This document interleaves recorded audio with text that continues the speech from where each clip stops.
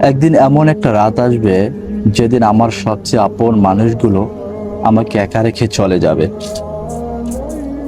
জানাজার পর সবাই ধীরে ধীরে ফিরে যাবে। কেউ হয়তো কাঁদবে, কেউ দোয়া করবে, কিন্তু কিছুক্ষণ পর পৃথিবী আবার আগের মতোই চলতে শুরু করবে।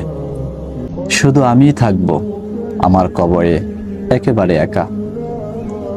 সেই রাতে পাশে থাকবে না আমার মোবাইল, টাকা, পরিচিত কিংবা সম্মান। থাকবে শুধু আমার আমল। এই কথাটা যখন ভাবে তখন নিজেকেই প্রশ্ন করি, আমি কি সে রাতের জন্য কিছু প্রস্তুতি নিয়েছি?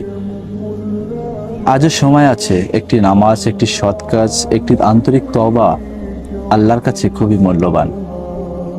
আল্লাহ আমাদের কবরকে জান্নাতের বাগান সময়ের একটি বাগান বানিয়ে দিন। কবরের আযাব থেকে হেফাজত করুন।